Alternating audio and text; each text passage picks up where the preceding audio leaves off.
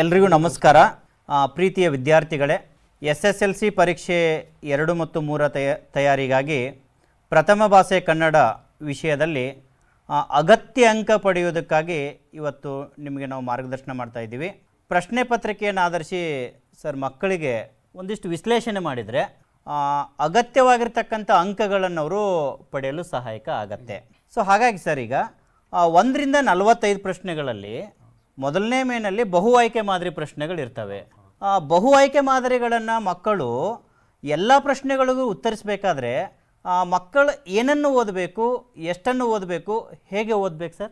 ಭಾಳ ಒಳ್ಳೆ ಪ್ರಶ್ನೆಯನ್ನು ಕೇಳಿದ್ರಿ. ಯಾಕಂದರೆ ಪರೀಕ್ಷೆಗೆ ಹೋಗೋ ಮೊದಲು ನಾನು ಏನನ್ನು ಬರೀಬೇಕು, ಹೇಗೆ ಬರೀಬೇಕು, ಎಷ್ಟನ್ನು ಬರೀಬೇಕು, ಯಾವುದಕ್ಕೆ ಎಷ್ಟನ್ನು ಬರೀಬೇಕು ಅನ್ನೋದು ಗೊತ್ತಿದ್ದರೆ ಭಾಳ ಈಸಿ ಆಗುತ್ತೆ. ಇದರಲ್ಲಿ ಚಾಯ್ಸ್ ಇಲ್ಲ. ಅಂದರೆ 6 ಪ್ರಶ್ನೆ ಕೊಟ್ಟಿರ್ತಾರೆ, 6 ಪ್ರಶ್ನೆಗೂ ನಾವು ಉತ್ತರವನ್ನು ಬರೀಬೇಕು.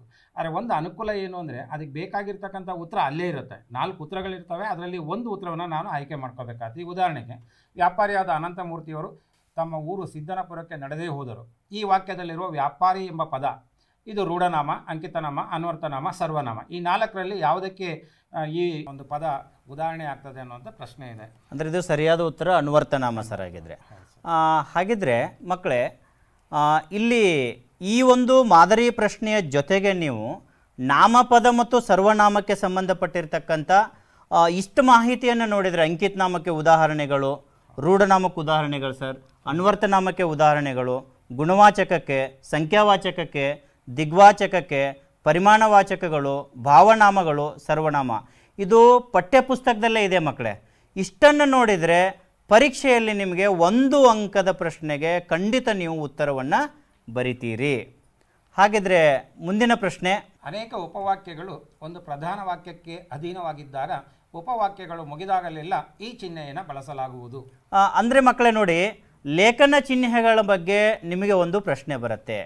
ವ್ಯಾಕರಣ ಭಾಗದಲ್ಲಿ ಏನು SSLC ಮಂಡಳಿಯವರು 20 ಅಂಶಗಳನ್ನು ಕೊಟ್ಟಿದ್ದಾರಲ್ವಾ, ಈಗಾಗಲೇ ಅಲ್ಲಿ ನಾಮಪದ ನೋಡಿದೆವು ಮೊದಲನೇ ಪ್ರಶ್ನೆಯಲ್ಲಿ. ಈಗ 2ನೇ ಪ್ರಶ್ನೆಯಲ್ಲಿ ಸರ್ ನಾವು ಏನು ನೋಡ್ತಾ ಇದ್ದೀವಿ ಅಂದರೆ ಲೇಖನ ಚಿಹ್ನೆಗಳ ಬಗ್ಗೆ. ಲೇಖನ ಚಿಹ್ನೆಗಳ ಬಗ್ಗೆ ಒಂದು ಪ್ರಶ್ನೆ ಬಂದೇ ಬರುತ್ತೆ. ಸೊ ಹಾಗಾಗಿ ಮಕ್ಕಳೇ, ನಿಮ್ಮ ಪಠ್ಯಪುಸ್ತಕದಲ್ಲಿರ್ತಕ್ಕಂಥ ಆ ಎಲ್ಲ ಲೇಖನ ಚಿಹ್ನೆಗಳ ವ್ಯಾಖ್ಯಾನಗಳು, ಉದಾಹರಣೆಗಳನ್ನು ನೀವು ಗಮನಿಸಿದ್ದೇ ಆದರೆ ಖಂಡಿತ 1 ಅಂಕಗಳನ್ನು ಭಾಳ ಸುಲಭವಾಗಿ ಗಳಿಸ್ಬೋದು. ಇನ್ನು ಲೇಖನ ಚಿಹ್ನೆಗಳಿಗೆ ಸಂಬಂಧಪಟ್ಟಿರ್ತಕ್ಕಂಥ ಒಂದಿಷ್ಟು ಮಾಹಿತಿ. ಲೇಖನ ಚಿಹ್ನೆಗಳು ಬರವಣಿಗೆಯಲ್ಲಿ ಲೇಖನ ಚಿಹ್ನೆಗಳ ಪಾತ್ರ ಅತ್ಯಂತ ಮುಖ್ಯವಾದುದು. ಲೇಖನ ಚಿಹ್ನೆಗಳಿಲ್ಲದ ಬರವಣಿಗೆ ಸ್ಪಷ್ಟಾರ್ಥವನ್ನು ಕೊಡದೆ ತೊಡಕುಗಳಿಗೆ ಕಾರಣವಾಗುವುದುಂಟು. ಹಾಗಾಗಿ ಲೇಖನ ಚಿಹ್ನೆಗಳು ಅತ್ಯಂತ ಅಗತ್ಯ. ಅರ್ಧವಿರಾಮ ಚಿಹ್ನೆಗೆ ಉದಾಹರಣೆ, ತಾವು ಕಡಿಮೆ ಮಾತನಾಡಿದ್ದೀರಿ, ಹೆಚ್ಚು ಕೆಲಸ ಮಾಡಿದ್ದೀರಿ. ಹೀಗೆ ಮಕ್ಕಳೇ, ಲೇಖನ ಚಿಹ್ನೆಗಳಿಗೆ ಸಂಬಂಧಪಟ್ಟಿರ್ತಕ್ಕಂಥ ಮಾಹಿತಿಯನ್ನು ನೀವು ಪಠ್ಯಪುಸ್ತಕದಲ್ಲಿರೋ ಮಾಹಿತಿಯನ್ನು ನೋಡಿದ್ದೇ ಆದರೆ ಖಂಡಿತ 1 ಅಂಕದ ಪ್ರಶ್ನೆಗೆ ಸರಿ ಉತ್ತರವನ್ನು ನೀವು ಬರೀತೀರಿ. ಇನ್ನು 3ನೇ ಒಂದು ಪ್ರಶ್ನೆಯನ್ನು, ಸಮಾಸಕ್ಕೆ ಸಂಬಂಧಪಟ್ಟಿರ್ತಕ್ಕಂಥ ಪ್ರಶ್ನೆ. ಮೂಗಾವುದ ಪದವು ಈ ಸಮಾಸಕ್ಕೆ ಉದಾಹರಣೆ? ಎ ದ್ವಿಗು, ಬಿ ಗಮಕ, ಸಿ ಕ್ರಿಯಾ, ಡಿ ಅಂಶಿ. ಈಗಾಗಲೇ ನಮ್ಮ ರವೀಂದ್ರ ಸರ್ ಹೇಳಿದಾಗೆ ಒಂದು ಪ್ರಶ್ನೆಗೆ 4 ಆಯ್ಕೆಗಳನ್ನು ಕೊಟ್ಟಿರ್ತಾರೆ. ಈ ಆಯ್ಕೆಯಲ್ಲಿ ಒಂದು ಉತ್ತರ ಸರಿ ಇರುತ್ತೆ ಮಕ್ಕಳೇ. ಅದನ್ನು ನೀವು ಯಾವುದು ಅನ್ನೋದನ್ನು ಗುರುತಿಸಬೇಕು. ಇದನ್ನು ಗುರುತಿಸಲು ಪಠ್ಯಪುಸ್ತಕದಲ್ಲಿರ್ತಕ್ಕಂಥ ಸಮಾಸಗಳಿಗೆ ಸಂಬಂಧಪಟ್ಟಿರ್ತಕ್ಕಂಥ ಉದಾಹರಣೆಗಳನ್ನು ನೀವು ನೋಡಿದರೆ ಸಾಕು. ಹಾಗಾಗಿ ಇಲ್ಲಿ ಯಾಕೆ ಅದು ದ್ವಿಗು ಸಮಾಸ ಆಗುತ್ತೆ ಅಂದರೆ ಪೂರ್ವ ಪದ ಸಂಖ್ಯಾವಾಚಕ ಆಗಿರುತ್ತೆ, ಉತ್ತರ ಪದ ನಾಮಪದ ಆಗಿರುತ್ತೆ. ಸೊ ಇವೆರಡರಲ್ಲಿ ಉತ್ತರ ಪದದ ಅರ್ಥ ನಮಗೆ ಪ್ರಧಾನ ಆಗಿರೋದ್ರಿಂದ ಸೊ ಅದನ್ನು ನಾವು ದ್ವಿಗು ಸಮಾಸ ಅಂಥೇಳಿ ಕರಿತೀವಿ. ಹೀಗೆ ಈ ಪಠ್ಯಪುಸ್ತಕದಲ್ಲಿರ್ತಕ್ಕಂಥ ಸಮಾಸಗಳಿಗೆ ಸಂಬಂಧಪಟ್ಟಿರ್ತಕ್ಕಂಥ ಎಲ್ಲ ಸಮಾಸಗಳನ್ನು, ತತ್ಪುರುಷ ಸಮಾಸ ಆಗಿರ್ಬೋದು, ಕರ್ಮಧಾರಯ ಸಮಾಸ ಆಗಿರ್ಬೋದು, ದ್ವಿಗು ಸಮಾಸ ಆಗಿರ್ಬೋದು, ಕ್ರಿಯಾ ಸಮಾಸ ಆಗಿರ್ಬೋದು, ಅಂಶಿ ಸಮಾಸ ಆಗಿರ್ಬೋದು, ಹೀಗೆ ಆ ಎಲ್ಲ ಸಮಾಸಗಳಿಗೆ ನೀವು ಅಲ್ಲಿ ಉದಾಹರಣೆಗಳನ್ನು ನೋಡಿದ್ದೇ ಆದರೆ ಅಲ್ಲಿರ್ತಕ್ಕಂಥದ್ದನ್ನೇ ಒಂದು ಉದಾಹರಣೆಯನ್ನು ಪ್ರಶ್ನೆ ರೂಪದಲ್ಲಿ ಹೀಗೆ ಕೇಳ್ತಕ್ಕಂಥ ಸಾಧ್ಯತೆ ಇದೆ ಮಕ್ಕಳೇ. ಅಲ್ಲಿ ಇನ್ನೊಂದು ಏನಂದರೆ ಸರ್, ಮಕ್ಕಳು ಭಾಳ ಪದಗಳನ್ನು ಗಮನಿಸಬೇಕು, ಪದವನ್ನು ವಿಭಾಗಿಸಬೇಕು. ಸಮಸ್ತ ಪದವನ್ನು ಮಾಡಿದ ತಕ್ಷಣ ಗೊತ್ತಾಗುತ್ತೆ ನಮಗೆ ಪೂರ್ವ ಪದ ಮತ್ತು ಉತ್ತರ ಪದದಲ್ಲಿ ಕ್ರಿಯಾಪದ ಇದೆಯಾ ಅಥವಾ ಏನು ಬೇರೆ ಬೇರೆ ಪದಗಳು, ವಿಶೇಷಣ ಇರ್ಬೋದು ಅಥವಾ ನಾಮಪದ ಇರ್ಬೋದು, ಇವುಗಳನ್ನು ಅರ್ಥ ಮಾಡ್ಕೊಂಡ್ಬಿಟ್ರೆ 7-8 ಸಮಾಸಗಳು ಭಾಳ ಈಸಿಯಾಗಿ ತಿಳ್ಕೊಬೋದು. ಉತ್ತರ ಹೇಳಲಿಕ್ಕೂ ಭಾಳ ಸುಲಭ ಆಗುತ್ತೆ, ಅಂಕ ಪಡೆಯೋದು ಭಾಳ ಸುಲಭ ಆಗುತ್ತೆ. ಹೌದು ಮಕ್ಕಳೇ, ರವೀಂದ್ರ ಸರ್ ಹೇಳಿದ ಮಾತು ಭಾಳ ನಿಜ ಇದೆ. ನೀವು ನಾಮಪದದ ವಿಧಗಳನ್ನು ಸರಿಯಾಗಿ ತಿಳ್ಕೊಂಬಿಟ್ರೆ 8 ಸಮಾಸಗಳನ್ನು ಭಾಳ ಸ್ಪಷ್ಟವಾಗಿ ನೀವು ಅರ್ಥ ಮಾಡ್ಕೋಬೋದು. ಇನ್ನು ಸಂಧಿಗಳಿಗೆ ಸಂಬಂಧಪಟ್ಟಿರ್ತಕ್ಕಂಥ ಒಂದು ಪ್ರಶ್ನೆ ಇರುತ್ತೆ ಮಕ್ಕಳೇ. ಆ ಸಂಧಿಗೆ ಸಂಬಂಧಪಟ್ಟಿರ್ತಕ್ಕಂಥ ಉದಾಹರಣೆಯನ್ನೇ ಕೇಳ್ತಾರೆ. ಯಾಕಂದರೆ ನಿಮ್ಮ ಪಠ್ಯಪುಸ್ತಕದಲ್ಲಿರ್ತಕ್ಕಂಥ ಉದಾಹರಣೆನೇ ಪರೀಕ್ಷೆಯಲ್ಲಿ ಬಂದಿರೋದ್ರಿಂದ ನೀವು ಎಲ್ಲ ಕನ್ನಡದ 3 ಸಂಧಿಗಳಾಗಿರ್ಬೋದು, ಲೋಪಸಂಧಿ, ಆಗಮ ಸಂಧಿ, ಆದೇಶ ಸಂಧಿ, ಹಾಗೆ ಸಂಸ್ಕೃತದಲ್ಲಿರ್ತಕ್ಕಂಥ 4 ಸ್ವರ ಸಂಧಿಗಳು, 4 ವ್ಯಂಜನ ಸಂಧಿಗಳನ್ನು, ಅಲ್ಲಿರ್ತಕ್ಕಂಥ ಉದಾಹರಣೆಗಳನ್ನು ಗಮನಿಸಿದ್ದೇ ಆದರೆ ಈ ರೀತಿ ಒಂದು ಪ್ರಶ್ನೆ ನಿಮಗೆ ಕೇಳುವ ಸಾಧ್ಯತೆ ಇದೆ ಮಕ್ಕಳೇ. ಇದರ ಸರಿಯಾದ ಉತ್ತರ ಬೃಹಚ್ಛತ್ರ. ಒಂದು ಅಂಕ ಗ್ಯಾರಂಟಿ. ಮಾಡ್ಕೊಂಡ್ಬಿಟ್ರೆ ಎಸ್, ಸಂಧಿ ಮತ್ತು ಸಮಾಸಕ್ಕೆ ಸಂಬಂಧಪಟ್ಟಂಗೆ ಸರ್ ಎಷ್ಟೋ ಪ್ರಶ್ನೆ ಪತ್ರಿಕೆಯಲ್ಲಿ ನೋಡಿದ್ವಿ, ಒಂದೊಂದು ಅಂಕದ ಪ್ರಶ್ನೆ ಇದ್ದೇ ಇರುತ್ತೆ ಅಲ್ವಾ ಸರ್? ಖಂಡಿತ. ಇನ್ನು ಮಕ್ಕಳೇ 5ನೇ ಪ್ರಶ್ನೆ ವಿಭಕ್ತಿ ಪ್ರತ್ಯಯಕ್ಕೆ ಸಂಬಂಧಪಟ್ಟಿರ್ತಕ್ಕಂಥ ಪ್ರಶ್ನೆ ಕೇಳ್ತಾರೆ. ಅಲ್ಲಿ ವಿಭಕ್ತಿ ಪ್ರತ್ಯಯದ ಒಂದು ಪ್ರತ್ಯಯ ಯಾವುದು, ಇಲ್ಲ ಉದಾಹರಣೆಗಳನ್ನು ಕೊಟ್ಟು ಯಾವುದು ವಿಭಕ್ತಿ ಹೆಸರು ಕೇಳ್ಬೋದು ನಿಮಗೆ. ಹಳಗನ್ನಡದ ಮತ್ತು ಹೊಸಗನ್ನಡದ ಹೆಸರುಗಳನ್ನು ಕೇಳ್ಬೋದು. ಸೊ ಹಾಗಾಗಿ ವಿಭಕ್ತಿ ಪ್ರತ್ಯಯಕ್ಕೆ ಸಂಬಂಧಪಟ್ಟಿರ್ತಕ್ಕಂಥ ಪ್ರಶ್ನೆಗೆ ಇದೊಂದಿಷ್ಟು ನೀವು ಸರಿಯಾಗಿ ನೋಡಿಕೊಂಡಿದ್ದೆ ಆದರೆ ಇದು ಪಠ್ಯಪುಸ್ತಕದಲ್ಲಿದೆ ಮಕ್ಕಳೇ. ನಿಮಗೆ 10ನೇ ತರಗತಿಯ ಪಠ್ಯಪುಸ್ತಕ ಏನು ಭಾಗ 1 ಭಾಗ 2 ಇದಾವಲ್ಲ, ಅವುಗಳನ್ನು ಬಿಟ್ಟು ಆಚೆ ಹೋಗೇ ಇಲ್ಲ ಪ್ರಶ್ನೆ ಪತ್ರಿಕೆ ತಯಾರಕರು. ಹಾಗಾಗಿ ಮಕ್ಕಳೇ ದಯವಿಟ್ಟು ನೀವು ಗಮನಿಸಿ, ಪಠ್ಯಪುಸ್ತಕದ ಭಾಗ 1 ಮತ್ತು ಭಾಗ 2 ನೀವು ನೋಡಿದ್ದೇ ಆದರೆ ಏನು ಎಲ್ಲ ಮಕ್ಕಳು ಬಹು ಆಯ್ಕೆ ಮಾದರಿ ಭಾಳ ಓದಬೇಕು, ಭಾಳ ಕಷ್ಟ, ಭಾಳ ಸುಲಭ ಮಕ್ಕಳೇ. ನೀವು ಓದಿ ಅರ್ಥ ಮಾಡ್ಕೊಳ್ಳಿ. ಈಗಾಗಲೇ ಸಾಕಷ್ಟು ಓದಿದಿರಿ. 1ನೇ ಪರೀಕ್ಷೆಯಲ್ಲಿ ಏನೋ ಒಂದಿಷ್ಟು ಕಾರಣಾಂತರದಿಂದ ಒಂದಿಷ್ಟು ಕಡಿಮೆ ಅಂಕಗಳು ಬಂದಿದ್ದಾವೆ. ಇನ್ನು ಸರಿಯಾಗಿ ನೀವು ಓದಿದ್ದೇ ಆದರೆ ಖಂಡಿತ ಇಲ್ಲಿ ವಿಭಕ್ತಿ ಪ್ರತ್ಯಯಗಳಿಗೆ ಸಂಬಂಧಪಟ್ಟಿರ್ತಕ್ಕಂಥ ಹೊಸಗನ್ನಡ ವಿಭಕ್ತಿ ಪ್ರತ್ಯಯ ಆಗಿರ್ಬೋದು, ಅದರ ಕಾರಕಾರ್ಥ ಆಗಿರ್ಬೋದು, ಉದಾಹರಣೆ ಆಗಿರ್ಬೋದು, ಹಳಗನ್ನಡದಲ್ಲಿ ಹೇಗೆ, ಹೊಸಗನ್ನಡದಲ್ಲಿ ಹೇಗೆ ಅದರ ಉದಾಹರಣೆ ಆಗುತ್ತೆ ಮಕ್ಕಳೇ. ಹಳಗನ್ನಡದಲ್ಲಿ ಬಂದಾಗ ನಿಮ್ಗೆ ಏನಂದರೆ ಅಲ್ಲಿ ಪ್ರಥಮ ಮತ್ತು ದ್ವಿತೀಯ ವಿಭಕ್ತಿಯನ್ನು ಸ್ವಲ್ಪ ಪ್ರಶ್ನೆ ನೋಡಿದಾಗ ಏನೋ ಅಲ್ಲಿ ನಿಮಗೆ ಒಂದಿಷ್ಟು ಗೊಂದಲ ಆಗ್ಬೋದು. ಎಲ್ಲಿ ಗೊಂದಲ ಆಗತ್ತೋ ನೀವು ಅದನ್ನು ಸರಿಯಾಗಿ ಅರ್ಥೈಸಿಕೊಂಡು ನಿಮ್ಮ ಸ್ನೇಹಿತರ ಜೊತೆ ಚರ್ಚೆ ಮಾಡಿದ್ದೇ ಆದರೆ ಖಂಡಿತ ವಿಭಕ್ತಿ ಪ್ರತ್ಯಯದಲ್ಲಿ ಈಗಾಗಲೇ ನೀವು 5ನೇ ತರಗತಿಯಿಂದ ಓದಿರ್ತೀರಿ, ಇದಕ್ಕೆ ಬಹಳ ಸುಲಭವಾಗಿ ನೀವು ಉತ್ತರವನ್ನು ಬರಿತೀರಿ ಮಕ್ಕಳೇ. ನಿಜ ಇರಪ್ಪ ಸರ್. ಏನು ಅಂದರೆ ನಮ್ಮ ಮಕ್ಕಳಿಗೆ ಭಾಳ ಈಸಿ. ಏನು ಅಂದರೆ ಯಾವುದು SLC ಸ್ಟಾರ್ಟ್ ಆಗಿದ್ದಲ್ಲ, 5ನೇ ಕ್ಲಾಸಿಂದ ಪ್ರಾರಂಭ ಆಗಿದೆ, ಓದ್ಕೊಂಡ್ಬಂದ್ಬಿಟ್ಟಿದ್ದೀವಿ. ನಾವೆಲ್ಲ ಒಂದು ಸಂದರ್ಭದಲ್ಲಿ ಅದನ್ನು ಸ್ವಲ್ಪ ಸ್ಮರಣೆ ಮಾಡಿಕೊಂಡ್ರೆ, ಪುನರಾವರ್ತನೆ ಮಾಡಿಕೊಂಡ್ರೆ, ಮನನ ಮಾಡಿಕೊಂಡ್ರೆ ಖಂಡಿತವಾಗಿ ಭಾಳ ಈಸಿ ಆಗುತ್ತೆ. ಯಾಕಂದರೆ 5, 6, 7ನೇ ಕ್ಲಾಸಲ್ಲಿ ಕಲ್ತಿದ್ದಾನೆ ನಾವು 10th ಕಲಿತಾ ಇರ್ತಕ್ಕಂಥದ್ದು, ಪರೀಕ್ಷೆ ಎದುರಿಸ್ತಾ ಇರ್ತಕ್ಕಂಥದ್ದು. ಸರಿ ಮಕ್ಕಳೇನು ಕನ್ನಡ ವರ್ಣಮಾಲೆಗೆ ಸಂಬಂಧಪಟ್ಟಿರ್ತಕ್ಕಂಥ ಒಂದು ಪ್ರಶ್ನೆ ಬರುವ ಸಾಧ್ಯತೆ ಇದೆ. ಬಂದೇ ಬರುತ್ತೆ ಅಂತ ಹೇಳೋದಿಲ್ಲ, ಬರೋ ಸಾಧ್ಯತೆ ಇದೆ ಮಕ್ಕಳೇ. ಸೊ ಈಗ ಪರೀಕ್ಷೆ 1ರಲ್ಲಿ ಕೂಡ ಯೋಗವಾಹಗಳ ಬಗ್ಗೆ ಒಂದು ಪ್ರಶ್ನೆ ಕೇಳಿದ್ರು. ಸೊ ಹಾಗಾಗಿ ಕನ್ನಡ ವರ್ಣಮಾಲೆಯಲ್ಲಿರ್ತಕ್ಕಂಥ ಇದೊಂದಿಷ್ಟು ಚಾರ್ಟನ್ನು ನೀವು ಸರಿಯಾಗಿ ನೋಡಿದರೆ ಸ್ವರಗಳೆಷ್ಟು, ವ್ಯಂಜನಗಳೆಷ್ಟು, ಯೋಗವಾಹಗಳು ಯಾವ್ಯಾವು, ಹ್ರಸ್ವಸ್ವರ ಯಾವುದು, ದೀರ್ಘಸ್ವರ ಯಾವುದು, ಪ್ಲುತಸ್ವರ ಯಾವುದು, ವರ್ಗೀಯ ವ್ಯಂಜನೆ ಯಾವುದು, ಅವರ್ಗೀಯ ವ್ಯಂಜನೆ ಯಾವುದು, ಅದರಲ್ಲಿ ಅಲ್ಪಪ್ರಾಣ ಯಾವುದು, ಮಹಾಪ್ರಾಣ ಯಾವುದು, ಅನುನಾಸಿಕ ಅಕ್ಷರಗಳು ಯಾವ್ಯಾವು, ಅನುಸ್ವಾರ ವಿಸರ್ಗ ಈಗಾಗಲೇ ಪರೀಕ್ಷೆ 1ರಲ್ಲಿ ಬಂದು ಹೋಗಿರ್ತಕ್ಕಂಥ ಪ್ರಶ್ನೆ ಮಕ್ಕಳ. ಇಷ್ಟು ಈ ಒಂದು ವರ್ಣಮಾಲೆಯ ಚಾರ್ಟನ್ನು ನೀವು ನೋಡಿದ್ದೇ ಆದರೆ ಖಂಡಿತ ಕನ್ನಡ ವರ್ಣಮಾಲೆಗೆ ಸಂಬಂಧಪಟ್ಟಿರ್ತಕ್ಕಂಥ ಪ್ರಶ್ನೆಗೆ ಸರಿ ಉತ್ತರವನ್ನು ನೀವು ಗುರುತಿಸ್ತೀರಿ. ಈಗ 2ನೇ ಮೇನ್ಗೆ ನಾವು ಹೋಗ್ತಾ ಇದ್ದೀವಿ ಮಕ್ಕಳೇ. 2ನೇ ಮೇನಲ್ಲಿ ನೋಡಿ ಮಕ್ಕಳೇ, ಕೆಳಗಿನ ಪ್ರಶ್ನೆಗಳಿಗೆ ಮೊದಲೆರಡು ಪದಗಳಿರುವ ಸಂಬಂಧದಂತೆ 3ನೆಯ ಪದಕ್ಕೆ ಸರಿ ಹೊಂದುವ ಸಂಬಂಧಿ ಪದವನ್ನು ನೀವು ಬರಿಬೇಕಾಗತ್ತಲ್ಲಿ. ಇಲ್ಲಿ ಪ್ರಶ್ನೆ ಇದೆ ನೋಡಿ ಅದನ್ನೀಗ. 7ನೇ ಪ್ರಶ್ನೆಗೆ ಆಲ್ಜೀನು ಅನ್ನೋ ಪದ ಇದೆ, ಅದು ಜೋಡು ನುಡಿಯಾಗಿದೆ. ಹಾಗೆ ಅದಕ್ಕೆ ಸಂಬಂಧಪಟ್ಟಂಗೆ ಬೇಗ ಬೇಗನೆ ಎನ್ನುವಂತಹ ಪದ ಯಾವುದಾಗುತ್ತೆ ಅನ್ನೋದನ್ನು ನಾವು ಆಲೋಚನೆ ಮಾಡಿ ಬರೀಬೇಕಾಗ್ತದೆ. ಅದು ಬೇಗ ಬೇಗನೆ ಅಂತಕ್ಕಂಥದ್ದು ದ್ವಿರುಕ್ತಿ. ದ್ವಿರುಕ್ತಿ ಅಂದರೆ ಒಂದು ವಿಶೇಷಾರ್ಥವನ್ನು ವ್ಯಕ್ತಪಡಿಸುವುದಕ್ಕಾಗಿ ಒಂದು ಪದವನ್ನು ಅಥವಾ ಒಂದು ವಾಕ್ಯವನ್ನು 2 ಬಾರಿ ಪ್ರಯೋಗ ಮಾಡೋದಕ್ಕೆ ನಾವು ದ್ವಿರುಕ್ತಿ ಅಂತ ಕರಿತೀವಿ. ಸಾಮಾನ್ಯವಾಗಿ ನಾವು 1ನೇ ತರಗತಿಯಿಂದ ಕೂಡ ಹೆಚ್ಚು ದ್ವಿರುಕ್ತಿ ಪದಗಳನ್ನು ಬಳಕೆ ಮಾಡ್ಬೋದು. ಆ ಹಿನ್ನೆಲೆಯಲ್ಲಿ ಇದು ದ್ವಿರುಕ್ತಿ ಪದ ಅನ್ನೋದನ್ನು ಗಮನಿಸಬೇಕು. ಆ ಮಕ್ಕಳೇ ಈಗಾಗಲೇ ನೋಡಿ, ದ್ವಿರುಕ್ತಿ, ಅನುಕರಣಾವ್ಯಯ, ಜೋಡು ನುಡಿ, ಈ 3ನ್ನು ನೀವು ಗಮನಿಸಿದ್ದೇ ಆದರೆ ಖಂಡಿತ 1 ಅಂಕದ ಪ್ರಶ್ನೆಗೆ ನೀವು ಉತ್ತರವನ್ನು ಬರಿಬೋದು. ಈ ಪಠ್ಯಪುಸ್ತಕದಲ್ಲಿರ್ತಕ್ಕಂಥ ಒಂದಿಷ್ಟು ದ್ವಿರುಕ್ತಿಗಳಿಗೆ ಉದಾಹರಣೆಗಳನ್ನು ನಾವಿಲ್ಲಿ ಗಮನಿಸ್ತಾ ಹೋದರೆ, ಇಷ್ಟನ್ನು ನೀವು ನೋಡಿದರೆ ಖಂಡಿತ ಪರೀಕ್ಷೆಯಲ್ಲಿ 1 ಅಂಕ ಬರುವ ಸಾಧ್ಯತೆ ಇದೆ ಸರ್. ಇನ್ನು 8ನೇ ಪ್ರಶ್ನೆ ಹೋದರೆ, ಪೆರ್ಮೆ ತದ್ದಿತಾಂತ ಭಾವನಾಮ. ಹಾಗೆ ಮಾಡಲಿಕ್ಕೆ ಅನ್ನುವಂಥದ್ದು ಏನು ಅನ್ನೋದನ್ನು ಮಗು ಬರಿಬೇಕಾಗತ್ತೆ. ಅಂದರೆ ಮೊದಲೆರಡು ಪದಗಳನ್ನು ಗಮನಿಸಿ 3ನೇ ಪದಕ್ಕಿರ್ತಕ್ಕಂಥ ಸಂಬಂಧವನ್ನು ನೋಡಿಬಿಟ್ಟು ಉತ್ತರವನ್ನು ಬರಿಬೇಕಾಗತ್ತೆ. ಸಾಮಾನ್ಯವಾಗಿ ವಿವರಣೆಯನ್ನು ನೋಡೋದಾದರೆ, ಧಾತುಗಳಿಂದ ಹುಟ್ಟಿ ಅವ್ಯಯದ ಗುಣವನ್ನು ಪಡೆದಂಥ ಪದಗಳನ್ನು ಕೃದಂತ ಅವ್ಯಯಗಳು ಅಥವಾ ಅವ್ಯಯ ಕೃದಂತ ಅಂತೇಳಿ ಕರೀತಾರೆ. ಮಕ್ಕಳು ಗಮನಿಸಬೇಕಾಗಿರೋದು ಏನು ಅಂದರೆ, ಮೊದಲನೇ 2 ಪದಗಳ ಏನು ಸಂಬಂಧದ ಆಧಾರದ ಮೇಲೆ ಉತ್ತರ ಬರೆದಿದ್ದಾರೆ, ಹಾಗೆ 3ನೇ ಪದಕ್ಕೆ ನಾನು ಏನನ್ನು ಬರಿಬೇಕು ಅನ್ನೋದನ್ನು ಯೋಚನೆ ಮಾಡಬೇಕಾಗತ್ತೆ. ಈ ಒಂದು 8ನೇ ಪ್ರಶ್ನೆಯಲ್ಲಿ ಸ್ವಲ್ಪ ಮಕ್ಕಳು ಹೆಚ್ಚು ಸ್ಟಡಿ ಮಾಡಬೇಕಾಗತ್ತೆ. ಇಲ್ಲ ಅಂತಂದರೆ ಈ ಪ್ರಶ್ನೆ ಸ್ವಲ್ಪ ಮಕ್ಕಳಿಗೆ ತೊಂದರೆ ಕೊಡ್ಬೋದು. ಮಕ್ಕಳೇ ಈಗಾಗಲೇ ನೋಡಿ, ಕೃದಂತ ಮತ್ತು ತದ್ದಿತಾಂತ ಅಂತೇಳಿ ಬಹಳ ಕಷ್ಟ, ಹಂಗೆ ಹಿಂಗೆ ಅಂತ ಹೇಳ್ತಾರೆ. ಮಕ್ಕಳೇ ಏನು ಕಷ್ಟ ಇಲ್ಲ, ನೀವು ಕೃದಂತ ಧಾತುಗಳಿಗೆ ಕೃತ್ ಪ್ರತ್ಯಯ ಸೇರುತ್ತೆ. ಧಾತುಗಳಿಗೆ ಕೃತ್ ಪ್ರತ್ಯಯ ಸೇರಿದಾಗ ಅದು ಕೃದಂತ ಆಗತ್ತೆ. ಅಲ್ಲಿ 3 ವಿಧಗಳನ್ನು ಕೂಡ ನೀವು ಗಮನಿಸಬೇಕು. ಇನ್ನು ತದ್ದಿತ ಅಂತ ಅಂದರೆ ನಾಮಪದಗಳಿಗೆ ತದ್ದಿತ ಪ್ರತ್ಯಯಗಳು ಬರ್ತವೆ. ಸೊ ಹಾಗಾಗಿ ಇದನ್ನು ಗಮನದಲ್ಲಿ ಇಟ್ಕೊಳ್ಳಿ ಮಕ್ಕಳೇ. ಖಂಡಿತ ಈ ಪ್ರಶ್ನೆಗೆ ನೀವು ಕೂಡ ಉತ್ತರ ಬರಿಬೋದು.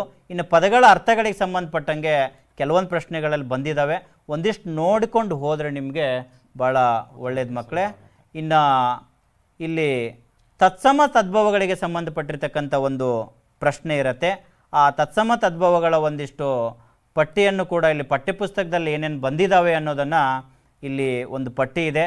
ಅದನ್ನು ನೀವು ನೋಡಿದ್ದೇ ಆದರೆ ಖಂಡಿತ ಮಕ್ಕಳೇ ತತ್ಸಮ ಪದ ಯಾವುದು, ತದ್ಭವ ಪದ ಯಾವುದು, ತತ್ಸಮ ಕೊಟ್ಟಿರ್ತಕ್ಕಂಥ ಸಂದರ್ಭದಲ್ಲಿ ತದ್ಭವ ಪದ ಬರೆಯೋದು, ತದ್ಭವ ಕೇಳಿದಾಗ ತತ್ಸಮ ಕೇಳ್ಬೋದು, ಹಿಂಗೆ ಪ್ರಶ್ನೆಯನ್ನು ಕೇಳುವ ಸಾಧ್ಯತೆ ಇದೆ. ಸೊ ಇದನ್ನು ನೋಡಿದರೆ ನಿಮ್ಗೆ ಅಲ್ಲಿ ಒಟ್ಟು 1ರಿಂದ 10 ಪ್ರಶ್ನೆಗೆ ಏನು SSLC ಮಂಡಳಿಯವರು 20 ಅಂಶಗಳನ್ನು ಕೊಟ್ಟಿದ್ದಾರಲ್ಲ, ಆ 20 ಅಂಶಗಳಲ್ಲಿ ಯಾವುದಾದರೂ 10 ಅಂಶಗಳಿಗೆ ಸಂಬಂಧಪಟ್ಟಂಗೆ ಅಲ್ಲಿ ಪ್ರಶ್ನೆ ಅವರು ಬಹು ಆಯ್ಕೆ ಮಾದರಿಯಲ್ಲಿ 4 ಸಂಬಂಧೀಕರಿಸಿ ಬರೆಯೋದ್ರಲ್ಲಿ ಬರುತ್ತೆ ಮಕ್ಕಳೇ. ಇನ್ನು 3ನೇ ಮೇನು ಗದ್ಯ ಭಾಗ, ಪದ್ಯ ಭಾಗ, ಪಠ್ಯಪೋಷಕ ಅಧ್ಯಯನಕ್ಕೆ ಸಂಬಂಧಪಟ್ಟಂಗೆ 1 ಅಂಕದ 7 ಪ್ರಶ್ನೆಗಳನ್ನು ಕೇಳ್ತಾರೆ. ಆ 1 ಅಂಕದ ಪ್ರಶ್ನೆಗೆ ಉತ್ತರಿಸ್ತಕ್ಕಂಥ ಸಂದರ್ಭದಲ್ಲಿ ನಿಮ್ಮ ಉತ್ತರಗಳು ವಾಕ್ಯ ರೂಪದಲ್ಲಿರಬೇಕು. ಗದ್ಯದಿಂದ 4 ಪ್ರಶ್ನೆಗಳು ಬರ್ತಾವೆ ಮಕ್ಕಳೇ, ಪದ್ಯದಿಂದ 2 ಪ್ರಶ್ನೆ ಬರ್ತಾವೆ, ಪಠ್ಯಪೂರಕದಿಂದ 1 ಪ್ರಶ್ನೆ ಬರುತ್ತೆ ಸರ್. ಈಗ ಮಕ್ಕಳಿಗೆ ಯಾವುದಕ್ಕೆ ಹೆಚ್ಚು ಆದ್ಯತೆ ಕೊಟ್ಟರೆ ಸಂಪೂರ್ಣ ಅಂಕಗಳನ್ನು ಇಲ್ಲಿ ಪಡ್ಕೋಬೋದು ಸರ್? ಒಂದೇನು ಅಂತಂದರೆ 1 ಅಂಕದ ಪ್ರಶ್ನೆ, 1 ವಾಕ್ಯದ ಪ್ರಶ್ನೆ ನಾನು ಕಲಿತಾ ಹೋಗ್ತೀನಿ ಅಂತಂದರೆ ಸ್ವಲ್ಪ ಕಷ್ಟ ಆಗ್ಬೋದು ಮಕ್ಕಳಿಗೆ. ಪ್ರತಿ ಪಾಠವನ್ನು ಅವರು ಒಂದು ಕಥೆಯಾಗಿ ನೋಡಿ ಇಡೀ ಪಾಠವನ್ನು ಗ್ರಹಿಸಿಬಿಟ್ರೆ ನೀವು 1 ಅಂಕ ಕೇಳಿ, 2 ಅಂಕ ಕೇಳಿ, 4 ಅಂಕದ ಪ್ರಶ್ನೆ ಕೇಳಿ ಉತ್ತರ ಬರೆಯೋದು ಸುಲಭ ಆಗುತ್ತೆ. ಆದರೆ ಇಲ್ಲಿ 1 ಅಂಕದ ಪ್ರಶ್ನೆ ಅಥವಾ ಏನು ನಾವು ಪ್ರಾರಂಭದಲ್ಲಿ ನೋಡಿದ್ವಲ್ಲ ಬಹು ಆಯ್ಕೆ, ಅಲ್ಲೆಲ್ಲ ನಿರ್ದಿಷ್ಟ ಉತ್ತರವನ್ನು ನಿರೀಕ್ಷೆ ಮಾಡ್ತಾರೆ. ಕನಿಷ್ಠ ಒಂದು ಪದ ಆದರೂ ನಿರ್ದಿಷ್ಟ ಉತ್ತರ ಇರಬೇಕು, ಆಗ ಅಂಕಗಳನ್ನು ಪಡೆಯೋದು ಸುಲಭ ಆಗುತ್ತೆ. ಸಾಮಾನ್ಯವಾಗಿ ಇಸ್ವಿ ಇರ್ಬೋದು, ಏನು, ಎಲ್ಲಿ, ಯಾರು, ಯಾವಾಗ, ಯಾವುದು, ಈ ಥರದ ಪ್ರಶ್ನೆಗಳಿರ್ತವೆ. ಇದನ್ನು ನಾವು ಗಮನಿಸಿದರೆ ಭಾಳ ಈಸಿಯಾಗಿ ನಾವು ಉತ್ತರವನ್ನು ಹೇಳಲಿಕ್ಕೆ ಸಾಧ್ಯ ಆಗುತ್ತೆ. ಜೊತೆಗೆ ಎಲ್ಲ ಪಠ್ಯಪುಸ್ತಕದ ಕೊನೆಯಲ್ಲಿ ನಿಮಗೆ 1 ಅಂಕದ ಪ್ರಶ್ನೆಗಳು ಇರ್ತವೆ. ಅದನ್ನು ಒಂದು ಸರಿ ಗಮನಿಸಿ, ಒಂದು ಸರಿ ಪಾಠವನ್ನು ಓದಿಬಿಟ್ಟು ಒಂದು ಸರಿ ನೆನಪಿಟ್ಕೊಂಡ್ಬಿಟ್ರೆ ಈ ಉತ್ತರ ಹೇಳೋದು ಭಾಳ ಸುಲಭ ಆಗ್ತದೆ ಸರ್. ಸರಿ ಮಕ್ಕಳೇ, ಈಗಾಗಲೇ ನಾನು ಹೇಳಿದೆ ನಿಮಗೆ ಗದ್ಯ ಭಾಗದಿಂದ 4 ಪ್ರಶ್ನೆ, ಪದ್ಯದಿಂದ 2 ಪ್ರಶ್ನೆ, ಪಠ್ಯಪೋಷಕ ಅಧ್ಯಯನದಿಂದ 1 ಪ್ರಶ್ನೆ. ಗದ್ಯ ಭಾಗ ಸರ್ 8 ಗದ್ಯ ಇದ್ದಾವೆ. ಅಲ್ಲಿ 8 ಗದ್ಯ ಭಾಗದ ಅಭ್ಯಾಸದ ಹಿಂದ್ಗಡೆ ಇರತಕ್ಕಂಥ ಪ್ರಶ್ನೆಗಳನ್ನು ಮಕ್ಕಳು ಗಮನಿಸಿದ್ದೆ ಆದರೆ ಎಲ್ಲ ಇಲ್ಲಿ ಕನಿಷ್ಠ ಒಂದು 4 ಪ್ರಶ್ನೆ ಬಂದರೂ ಒಂದು 3 ಅಂಕಗಳನ್ನು ಮಕ್ಕಳು ಖಂಡಿತ ಪಡೀತಾರೆ. ಸೊ ಹಾಗಾಗಿ ಪ್ರಶ್ನೆಗಳು ನೋಡಿ ಮಕ್ಕಳೇ. ಉದಾಹರಣೆಗೆ ಈ 1 ವಾಕ್ಯದ ಪ್ರಶ್ನೆಗಳನ್ನು ಉತ್ತರಿಸಬೇಕಾದ್ರೆ ಅಲ್ಲಿ ಪ್ರಶ್ನೆ ಉತ್ತರ ಇರುತ್ತೆ. ಉದಾಹರಣೆಗೆ ಅಗ್ನಿಭೂತಿಯ ತಂದೆಯ ಹೆಸರೇನು ಅಂತ ಇದೆ. ಅಲ್ಲಿ ಮಕ್ಕಳು ಉತ್ತರವನ್ನು ಬರೀಬೇಕಾದ್ರೆ ನೀವೇನು ಮಾಡಬೇಕು, ಅಗ್ನಿಭೂತಿಯ ತಂದೆ ಅಂತ ಇದೆಯಲ್ಲ ಅಲ್ಲಿ ಸೇರಿಸಿದ್ರೆ ಸೋಮಶರ್ಮ ಅಂತ ಹೆಸರು ಅಂತ ಸೇರಿಸೋದು ಸಾಕಾಗುತ್ತೆ. ಹಾಗೆಯೇ 12ನೇ ಪ್ರಶ್ನೆಗೆ ಹೋದಾಗ ನಾವು ದೇವನೂರು ಮಹಾದೇವ ಅವರು ಓದಿದ ಹಳಕಟ್ಟಿಯವರ ಪುಸ್ತಕದ ಹೆಸರೇನು ಅಂತ ಆ ಪ್ರಶ್ನೆ ಕೇಳಿದಾಗ ದೇವನೂರು ಮಹಾದೇವ ಅವರು ಓದಿದ ಪುಸ್ತಕದ ಹೆಸರು ಶಿವಾನುಭವ ಶಬ್ದಕೋಶ ಅಂತ ವಾಕ್ಯ ರೂಪದಲ್ಲಿ ಸೇರಿಸಿದಾಗ ಅರ್ಥ ಆಗುತ್ತೆ. 1 ಅಂಕ ಸುಲಭವಾಗಿ ತಮಗೆ ಸಿಗ್ಬೋದು. ಅಂದರೆ ಮಕ್ಕಳೇ ಇಲ್ಲಿ ಉತ್ತರ ನೋಡಿ, ಉತ್ತರ ಕೀವರ್ಡನ್ನು ಮಾತ್ರ ನೀವು ನೆನ್ಪಿಟ್ಕೊಂಡ್ರೆ ಸಾಕು. ಅಲ್ಲಿ ಸೋಮಶರ್ಮ, ಇಲ್ಲಿ ಶಿವಾನುಭವ ಶಬ್ದಕೋಶ, ಅಲ್ಲೇ ಪ್ರಶ್ನೆಯಲ್ಲೇನೆ ಎಲ್ಲದಿರುತ್ತೆ. ಅಲ್ಲಿ ಕ್ವಶನ್ ಮಾರ್ಕ್ ತೆಗೆದು ಪೂರ್ಣ ವಾಕ್ಯ ರೂಪದಲ್ಲಿ ಬರೋದು, ಪೂರ್ಣ ವಿರಾಮ ಹಾಕಿದ್ರೆ ಖಂಡಿತ ಮಕ್ಕಳು ಈ ಪ್ರಶ್ನೆಗೆ ಅಂಕವನ್ನು ಪಡಿಬೋದು. ಸೊ ಮಕ್ಕಳೇ, ಹೀಗೆ ಮುಂಬೈ ಪ್ರಾಂತ್ಯದ ಸ್ಯಾನಿಟರಿ ಇಂಜಿನಿಯರ್ ಆಗಿ ನೇಮಕಗೊಂಡ ಪ್ರಥಮ ಭಾರತೀಯರು ಭಾಗ್ಯಶಿಲ್ಪಿ ಪಾಠದಲ್ಲಿ ಬರ್ತಕ್ಕಂಥ ಪ್ರಶ್ನೆ ಸರ್ ಎಂ ವಿಶ್ವೇಶ್ವರಯ್ಯನವರು. ಹಾಗೆ 14ನೇ ಪ್ರಶ್ನೆ ಹೀಗಿದೆ ಮಕ್ಕಳೇ. ಹಸಿದು ಮಲಗಿದ್ದ ಹುಲಿಯು ಏನೆಂದು ಯೋಚಿಸಿತು? ಅರ್ಧ ಪ್ರಶ್ನೆ ಉತ್ತರ ಪ್ರಶ್ನೆನಲ್ಲೇ ಇರುತ್ತೆ, ಕೊನೆಯಲ್ಲಿ ಇರ್ತಕ್ಕಂಥದ್ದನ್ನು ಸೇರಿಸ್ಬಿಟ್ರೆ ಮುಗಿದೋಗುತ್ತೆ, ಪೂರ್ಣ ವಾಕ್ಯ ಆಗ್ತದೆ. ಹಸಿದು ಮಲಗಿದ್ದ ಹುಲಿಯು ವಿಧಿ ಆಹಾರಕ್ಕೆ ಏನನ್ನು ಒದಗಿಸುವುದು ಎಂದು ಯೋಚಿಸಿತು. ಅಷ್ಟೇ, ಒಂದು ವಾಕ್ಯ ನೇರವಾಗಿ 1 ಮಾರ್ಕ್ಸ್ ಸಿಗುತ್ತೆ ನಿಮಗೆ. ವಿಸ್ತಾರವಾಗಿ ಬರೆಯುವಂಥದ್ರಲ್ಲಿ 2, 3, 4 ವಾಕ್ಯ ಬರೀಬೇಕಾಗುತ್ತೆ. ಆದರೆ ಇಲ್ಲಿ ಭಾಳ ಸುಲಭವಾಗಿ ಮಕ್ಕಳು ಅಂಕವನ್ನು ಪಡೀಲಿಕ್ಕೆ ಸಾಧ್ಯತೆ ಇರುತ್ತೆ. ಇನ್ನು ಪದ್ಯ ಭಾಗದ ಪ್ರಶ್ನೆ ಮಕ್ಕಳೇ, ಇದು ಸಂಕಲ್ಪ ಗೀತೆ ಪದ್ಯದಲ್ಲಿ ಬಂದಿರತಕ್ಕಂಥ ಪ್ರಶ್ನೆ. ಹೀಗೆ ಪದ್ಯ ಭಾಗದಿಂದ 2 ಪ್ರಶ್ನೆಗಳು ಬರ್ತವೆ, ಪಠ್ಯಪೋಷಕ ಅಧ್ಯಯನದಿಂದ 1 ಪ್ರಶ್ನೆ ಬರುತ್ತೆ. ಹೀಗೆ ನೀವು ಗದ್ಯ ಭಾಗದ ಪ್ರಶ್ನೆಗಳಿಗೆ ಹೆಚ್ಚಿನ ಆದ್ಯತೆಯನ್ನು ಕೊಟ್ಟಿದ್ದೇ ಆದರೆ ಮಕ್ಕಳೇ ಖಂಡಿತ 4 ಪ್ರಶ್ನೆಗಳಲ್ಲಿ 3 ಪ್ರಶ್ನೆಗೆ ಉತ್ತರ ನಿಮಗೆ ಬಂದೇ ಬರುತ್ತೆ. ಇದು ಸಂಪೂರ್ಣ ಮನನ ಆದಮೇಲೆ ನೀವು ಪದ್ಯಭಾಗದ ಪ್ರಶ್ನೆಗಳಿಗೂ ಉತ್ತರಿಸ್ತಕ್ಕಂಥ ಅಭ್ಯಾಸವನ್ನು ಮಾಡಿಕೊಳ್ಳಿ. ಹಾಗೆ ಪಠ್ಯಪೋಷಕ ಅಧ್ಯಯನದ ಪ್ರಶ್ನೆಗಳಿಗೂ ಕೂಡ ಉತ್ತರಿಸ್ತಕ್ಕಂಥ ಅಭ್ಯಾಸ ಮಾಡಿಕೊಂಡಿದ್ದೆ ಆದರೆ ಖಂಡಿತ ನೀವು 1 ಅಂಕದ ಪ್ರಶ್ನೆಗೆ ಉತ್ತರ ಬರೀತೀರಿ ಮಕ್ಕಳೇ. ಇನ್ನು 4ನೇ ಮೇನಲ್ಲಿ 3-4 ವಾಕ್ಯಗಳಲ್ಲಿ ಉತ್ತರ ಬರೀತಕ್ಕಂಥದ್ದು. ಒಟ್ಟು 10 ಪ್ರಶ್ನೆಗಳಿರ್ತವೆ ಮಕ್ಕಳೇ. ಈ 10 ಪ್ರಶ್ನೆಗಳು 4 ಗದ್ಯ ಭಾಗದಿಂದ, 2 ಪದ್ಯ ಭಾಗದಿಂದ, 4 ಪಠ್ಯ ಪೋಷಕ ಅಧ್ಯಯನದಿಂದ. ಹೀಗೆ ಒಟ್ಟು 10 ಪ್ರಶ್ನೆ, ಪ್ರತಿ ಪ್ರಶ್ನೆಗೂ 2 ಅಂಕ ಇರುತ್ತೆ ಮಕ್ಕಳೇ. ನೀವಿಲ್ಲಿ 3ರಿಂದ 4 ವಾಕ್ಯಗಳನ್ನು ಬರೆದ್ರೆ ಸಾಕು. ಈ ಒಂದು 10 ಪ್ರಶ್ನೆಗೆ ಉತ್ತರಿಸುವ ಮುನ್ನ ನೀವು ಗದ್ಯ ಭಾಗದ 4 ಪ್ರಶ್ನೆಗಳಿಗೆ, ಅದಾದಮೇಲೆ ಪಠ್ಯಪೋಷಕ ಅಧ್ಯಯನದ 4 ಪ್ರಶ್ನೆಗಳಿಗೆ ಉತ್ತರವನ್ನು ನೋಡಿಕೊಂಡಿದ್ದೇ ಆದರೆ ಅವಾಗ ನಿಮಗೆ 8 ಪ್ರಶ್ನೆಗೆ ಸುಲಭವಾಗಿ ಒಂದು 5-6 ಪ್ರಶ್ನೆಗೆ ಉತ್ತರವನ್ನು ನೀವು ಬರೀಬೋದು. ಉದಾಹರಣೆಗಾಗಿ ಇಲ್ಲೊಂದು ಪ್ರಶ್ನೆ ಇದೆ ನೋಡಿ ಮಕ್ಕಳೇ. ಲಂಡನ್ ನಗರದಲ್ಲಿರುವ ಇಂಡಿಯಾ ಆಫೀಸು ಹೇಗೆ ಇದೆ ತಿಳಿಸಿ. ಅಂದ್ರೆ ಇಲ್ಲಿ ನಾವು ಕೊಟ್ಟಿರುವಂತಹ ಪ್ರಶ್ನೆಗಳು ಏನಿದಾವೆ ಇದು ಉದಾಹರಣೆಗಳು ಮಾತ್ರ, ಈ ರೀತಿ ಇರಬಹುದು ಅಂತ. ಅವ್ರೇನ್ ಮಾಡ್ಬೇಕು ಅಂತಂದ್ರೆ ಅಭ್ಯಾಸದಲ್ಲಿ ಇರ್ತಕ್ಕಂಥ 3-4 ವಾಕ್ಯದ ಪ್ರಶ್ನೆಗಳಿಗೆ ಉತ್ತರವನ್ನು ತಿಳ್ಕೊಳ್ಳೋದಾದ್ರೆ ಅಥವಾ ಕಲ್ತು ಬಿಟ್ರೆ ಈಸಿಯಾಗಿ ಉತ್ತರವನ್ನು ಬರೀಲಿಕ್ಕೆ ಸಾಧ್ಯ ಆಗುತ್ತೆ ಸರ್. ಸರಿ ಮಕ್ಕಳೇ, ಈಗಾಗಲೇ ನೋಡಿ ನಾವು ಅಲ್ಲಿ ಉದಾಹರಣೆಗಾಗಿ ಮಾತ್ರ ತೋರಿಸ್ತಾ ಇರೋದು 3ರಿಂದ 4 ವಾಕ್ಯಗಳಲ್ಲಿ ಹೇಗೆ ಬರಿಬೇಕು, ಹೇಗೆ ಪ್ರಶ್ನೆಗಳು ಬರ್ತವೆ. ಸೊ 8 ಗದ್ಯ ಭಾಗದಿಂದ 4 ಪ್ರಶ್ನೆಗಳು ಬರ್ತಾವೆ ಮಕ್ಕಳೇ. 6 ಪಠ್ಯಪೋಷಕ ಅಧ್ಯಯನದಿಂದ 4 ಪ್ರಶ್ನೆಗಳು ಬರ್ತಾವೆ, ಅಂದರೆ 8 ಪ್ರಶ್ನೆ. ಇನ್ನು ಪದ್ಯ ಭಾಗದಿಂದ 2 ಪ್ರಶ್ನೆ ಬರ್ತವೆ. ಸೊ ಹಾಗಾಗಿ ಇಲ್ಲಿ ಮಾದರಿ ಪ್ರಶ್ನೆಗಳನ್ನು ನೀವು ಈ ರೀತಿ ಅಭ್ಯಾಸದ ಹಿಂದೆಗಡೆ ಇರುವ ಪ್ರಶ್ನೆಗೆ ಸರಿಯಾದ ಉತ್ತರವನ್ನು ನಿಮಗೆ ಬರ್ತಕ್ಕಂಥದ್ದೇ ಭಾಳ ಸುಲಭವಾದ. ಮೊದಲು ಅದನ್ನು ಕಲ್ತ್ಕೊಳ್ರಿ, ನೀವು ಅದನ್ನು ಬರೆದು ಅಭ್ಯಾಸ ಮಾಡ್ಕೊಳ್ರಿ. ಖಂಡಿತವಾಗಿ ನಿಮಗೆ ಆ ಪ್ರಶ್ನೆಗೆ ಉತ್ತರವನ್ನು ನೀವು ಬರಿಬೋದು. ಹೀಗೆ ಇನ್ನು 5ನೇ ಮೇನಲ್ಲಿ ಮಕ್ಕಳೇ, ಲೇಖಕರ ಪರಿಚಯ, ಕವಿ ಪರಿಚಯಕ್ಕೆ ಸಂಬಂಧಪಟ್ಟಂಗೆ ಗದ್ಯ ಭಾಗದಿಂದ 1, ಪದ್ಯ ಭಾಗದಿಂದ 1 ಪ್ರಶ್ನೆ ಬರುತ್ತೆ ಸರ್. ಅದನ್ನು ವಾಕ್ಯ ರೂಪದಲ್ಲೇ ಬರೀಬೇಕು ಮಕ್ಕಳು. ಪ್ರಧಾನವಾಗಿ ಕವಿ ಮತ್ತು ಸಾಹಿತ್ಯಗಳ ಪರಿಚಯವನ್ನು ಬರಿಬೇಕಾದ್ರೆ ಅವರ ಜನ್ಮಸ್ಥಳ, ಅವ್ರ ಕಾಲ, ಯಾವಾಗ ಇದ್ರು, ಯಾವಾಗ ಹುಟ್ಟಿದ್ರು, ಯಾವಾಗ ಮರಣ ಹೊಂದಿದ್ರು, ಅದರ ನಂತರ ಅವ್ರು ಬರೆದಂಥ ಕೃತಿಗಳು ಭಾಳ ಇಂಪಾರ್ಟೆಂಟ್. ಏನಂದರೆ ಈ ಕಾಲವನ್ನು ನೋಡಬೇಕಾದ್ರೆ ಕಾಲಾನುಕ್ರಮದಿಂದ, ಅಂದರೆ ಮೊದಲು ಪಂಪ, ಆಮೇಲೆ ರನ್ನ, ಆ ರೀತಿಯಲ್ಲಿ ನೋಡಿಕೊಂಡು ನಮ್ಮ ಆಧುನಿಕ ಕವಿಗಳವರಿಗೆ ಬಂದರೆ ಮಕ್ಕಳು ನೆನ್ಪಿಡ್ತಕ್ಕಂಥ ಈಸಿ ಆಗುತ್ತೆ. ಅವ್ರು ಬರೆದಿರ್ತಕ್ಕಂಥ ಗ್ರಂಥಗಳು ಯಾವುದು, ಆ ನಂತರ ಅವರು ಪಡೆದಂಥ ಪ್ರಶಸ್ತಿಗಳು, ಈ 3 ಭಾಗವನ್ನು ಮಾಡಿಕೊಂಡು ಉತ್ತರವನ್ನು ಬರೆಯುವಂಥ ಪ್ರಯತ್ನವನ್ನು ಮಾಡಿದರೆ ಖಂಡಿತವಾಗಿ ಮಕ್ಕಳಿಗೆ ಭಾಳ ಈಸಿ ಆಗುತ್ತೆ ಸರ್. ಪ್ರೀತಿಯ ಮಕ್ಕಳೇ, ಈ 28 ಮತ್ತು 29ನೇ ಪ್ರಶ್ನೆ ನೀವು ಬಿಡಲೇಬಾರ್ದು. ಕನಿಷ್ಠ 1 ಅಂಕ ಆದರೂ 28ನೇ. ಇವರು ಕನ್ನಡದ ಅತ್ಯಂತ ಪ್ರಸಿದ್ಧ ಸಾಹಿತಿಯಾಗಿದ್ದಾರೆ. ಇವರು ಅನೇಕ ಪುಸ್ತಕಗಳನ್ನು ಬರೆದಿದ್ದಾರೆ. ಇವರ ಸಾಹಿತ್ಯ ಸೇವೆಯನ್ನು ಮನಗಂಡು ಸರ್ಕಾರ, ವಿವಿಧ ಸಂಘ ಸಂಸ್ಥೆಗಳು ಹಲವಾರು ಪ್ರಶಸ್ತಿಗಳನ್ನು ನೀಡಿ ಗೌರವಿಸಿದೆ. ಹಿಂಗೆ ಸಾಮಾನ್ಯ ವಾಕ್ಯಗಳನ್ನು ಬರೆಯೋಕ್ಕಾದ್ರೂ ನೀವು ಅಭ್ಯಾಸ ಮಾಡ್ಕೋಬೇಕು. ಆಮೇಲೆ ಅದು ಬಂದಮೇಲೆ ಕಾಲ, ಸ್ಥಳ, ಕೃತಿ ಪರ್ಟಿಕ್ಯುಲರ್ ಆಗಿ ನೀವು ಬರೀಬೇಕು. ಪ್ರಶಸ್ತಿಯನ್ನು ಕೂಡ ಬಹುತೇಕ ಹೆಚ್ಚು ನೋಡಿ ನೀವು ಕೇಂದ್ರ ಸಾಹಿತ್ಯ ಅಕಾಡೆಮಿ ಪ್ರಶಸ್ತಿ ಬಹುತೇಕ ಲೇಖಕರಿಗಿದೆ. ಅಲ್ಲಿ ಇಂಥವು ಸಾಮ್ಯವಾಗಿರ್ತಕ್ಕಂಥವುಗಳನ್ನು ನೀವು ಗುರುತಿಸ್ಕೊಬೇಕು. ಆಧುನಿಕ ಕವಿಗಳಲ್ಲಿ ಸಾಮಾನ್ಯವಾಗಿ ಇರ್ತಕ್ಕಂಥದ್ದು ಅದು ಕೇಂದ್ರ ಸಾಹಿತ್ಯ ಅಕಾಡೆಮಿ ಪ್ರಶಸ್ತಿ. ಸರಿ ಮಕ್ಕಳೇ, ಈ ಭಾಗದ ಪ್ರಶ್ನೆಗೆ ನೀವು 3 ಅಂಕದ ಪ್ರಶ್ನೆಗಳು, 6 ಅಂಕ ಇರುತ್ತೆ. ಕಾಲ, ಸ್ಥಳ, ಕೃತಿ, ಪ್ರಶಸ್ತಿಯನ್ನು ನೀವು ಖಂಡಿತ ನೋಡಿಕೊಂಡಿದ್ದೆ ಆದರೆ ಇದನ್ನು ವಾಕ್ಯ ರೂಪದಲ್ಲೇ ಬರೆದ್ರೆ ಪೂರ್ಣ ಅಂಕಗಳು ನಿಮಗೆ ಲಭಿಸುತ್ತವೆ ಮಕ್ಕಳೇ. ಉದಾಹರಣೆಗಾಗಿ ಇಲ್ಲೊಂದು AN ಮೂರ್ತಿರಾವ್ ಅವ್ರದ್ದು ನಾವು ಕೊಟ್ಟಿದ್ದೀವಿ. ಅಲ್ಲಿ ಏನು ಹೇಳಿದ್ದೀವಲ್ಲ ಹಾಗೆ ಇಲ್ಲಿ ಇರ್ತಕ್ಕಂಥದ್ದು. ಹಾಗೆ 29ನೇ ಪ್ರಶ್ನೆ ಅಂದರೆ ಒಂದು ಗದ್ಯ ಭಾಗದಿಂದ ಇನ್ನೊಂದು ಪದ್ಯ ಭಾಗದಿಂದ ಪ್ರಶ್ನೆ ಬರುತ್ತೆ ಮಕ್ಕಳೇ. ಇನ್ನು 30ನೇ ಪ್ರಶ್ನೆ 6ನೇ ಮೇನಲ್ಲಿ ಮಕ್ಕಳೇ ಛಂದಸ್ಸಿಗೆ ಸಂಬಂಧಪಟ್ಟಿರ್ತಕ್ಕಂಥ ಪ್ರಶ್ನೆ ಬರುತ್ತೆ. ಇಲ್ಲಿ ಬಹಳ ಮುಖ್ಯವಾಗಿ ಮಕ್ಕಳು ತಿಳ್ಕೋಬೇಕಾಗಿರೋದು ಏನು ಅಂದರೆ ಅವರು ಪ್ರಸ್ತಾರ ಹಾಕಬೇಕು, ಗಡ ವಿಭಾಗ ಮಾಡ್ತಕ್ಕಂಥದ್ದು, ಛಂದಸ್ಸನ್ನು ಹಾಕೋದನ್ನು ಅಭ್ಯಾಸ ಮಾಡಬೇಕು. ಇಲ್ಲಿ ಪ್ರಶ್ನೆ ಪತ್ರಿಕೆಯಲ್ಲಿ ನಾವು ಗಮನಿಸ್ತಾ ಹೋದಾಗ ಪ್ರಸ್ತಾರ ಹಾಕೋದಕ್ಕೆ 1 ಅಂಕ ನಿಗದಿಪಡಿಸಿರುತ್ತೆ, ಗಣ ವಿಭಾಗ ಮಾಡೋದಕ್ಕೆ 1 ಅಂಕ ನಿಗದಿಪಡಿಸಿರುತ್ತೆ, ಛಂದಸ್ಸಿನ ಹೆಸರು ಬರೆಯೋದಕ್ಕೆ 1 ಅಂಕ ನಿಗದಿಪಡಿಸಿರುತ್ತೆ. 3 ಅಂಕಗಳು ಬರಬೇಕಂದ್ರೆ ಇದನ್ನು ಕಡ್ಡಾಯವಾಗಿ ಮಕ್ಕಳೆಲ್ಲರೂ ಕೂಡ ಪ್ರತಿನಿತ್ಯ ಅಭ್ಯಾಸ ಮಾಡಲೇಬೇಕಾಗುತ್ತೆ. ಪ್ರೀತಿಯ ಮಕ್ಕಳೇ, ಇಲ್ಲೊಂದು 30ನೇ ಪ್ರಶ್ನೆ ನಿಮಗೆ ಈ ರೀತಿ ಉದಾಹರಣೆಗಳನ್ನು ಕೊಡ್ಬೋದು. ಕಂದ ಪದ್ಯ ಬಂದರೆ ಸರ್ 2 ಸಾಲು ಇರುತ್ತೆ, ಷಟ್ಪದಿ ಬಂದರೆ 3 ಸಾಲು ಇರುತ್ತೆ. ಈಗಾಗಲೇ ನಿಮ್ಮ ಶಿಕ್ಷಕರೆಲ್ಲ ಹೇಳಿರ್ತಾರೆ, ಅವರೆಲ್ಲ ಹೇಳಿದ್ದನ್ನು ಕೇಳಿಸ್ಕೊಂಡು ಇನ್ನು ವೃತ್ತಗಳಿಗೆ ಸಂಬಂಧಪಟ್ಟಂಗಿದ್ರೆ ಒಂದೇ 1 ಸಾಲು ಇರುತ್ತೆ.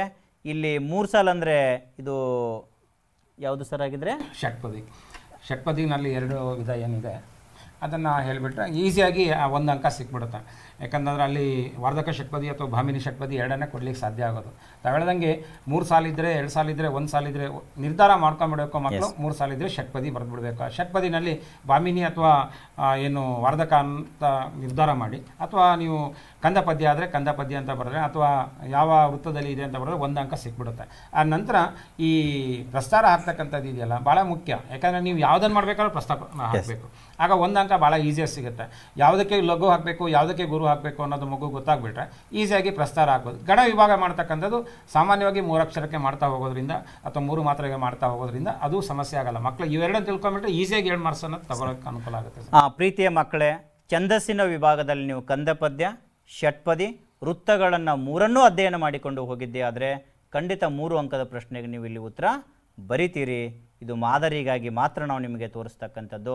ಇನ್ನು ಅಲಂಕಾರಕ್ಕೆ ಸಂಬಂಧಪಟ್ಟಂಗೆ ಒಂದು ಪ್ರಶ್ನೆ ಇರುತ್ತೆ. ಬಹಳ ಮುಖ್ಯವಾಗಿ 3 ಅಂಕಗಳನ್ನು ಅತ್ಯಂತ ಸುಲಭವಾಗಿ ಮಕ್ಕಳು ಗಳಿಸ್ತಾ ಹೋಗ್ಬೋದು. ಇಲ್ಲಿ ಆ ಅಲಂಕಾರವನ್ನು ಹೆಸರಿಸೋದಕ್ಕೆ 1 ಅಂಕ ನಿಗದಿ ಮಾಡಿರ್ತಾರೆ, ಲಕ್ಷಣ ಬರೆಯೋದಕ್ಕೆ 1 ಅಂಕ, ಅಂಶಗಳನ್ನು ಗುರುತಿಸಿ ಸಮನ್ವಯ ಮಾಡೋದಕ್ಕೆ 1 ಅಂಕ ಇರುತ್ತೆ. ಹಾಗಾಗಿ ಇಲ್ಲಿ ಬಹಳ ಪ್ರಶ್ನೆ ಪತ್ರಿಕೆಗಳನ್ನು ವೀಕ್ಷಣೆ ಮಾಡದ ಹೋದಾಗ, ಅವಲೋಕನ ಮಾಡಿದಾಗ ಉಪಮಾಲಂಕಾರ, ರೂಪಕಾಲಂಕಾರ, ದೃಷ್ಟಾಂತ ಅಲಂಕಾರಗಳು ಮತ್ತು ಬೇರೆ ಬೇರೆ 6 ಅಲಂಕಾರಗಳನ್ನು ಕೂಡ ಅಭ್ಯಾಸ ಮಾಡ್ತಾ ಹೋದರೆ ಖಂಡಿತವಾಗಿ ಕೂಡ 3 ಅಂಕಗಳನ್ನು ಗಳಿಸೋದ್ರಲ್ಲಿ ಅನುಮಾನ ಇಲ್ಲ ಸರ್. ಪ್ರೀತಿಯ ಮಕ್ಕಳೇ, ಪರೀಕ್ಷೆ 2 ಮತ್ತು 3ರ ತಯಾರಿಗಾಗಿ ನೀವು ಉಪಮಾ ಅಲಂಕಾರವನ್ನು ನೋಡಿ. ಈಗಾಗಲೇ ಪರೀಕ್ಷೆ 1ರಲ್ಲಿ ರೂಪಕ ಅಲಂಕಾರ ಬಂದಿದೆ. ಇದೇ ಬರುತ್ತೆ ಅಂತಲ್ಲ, ಇದು ನೀವು ಸಂಪೂರ್ಣ ಮನನ ಆದಮೇಲೆ ಮತ್ತೆ ರೂಪಕ ಅಲಂಕಾರ ನೋಡಿ, ಮತ್ತೆ ದೃಷ್ಟಾಂತ ಅಲಂಕಾರ ನೋಡಿ.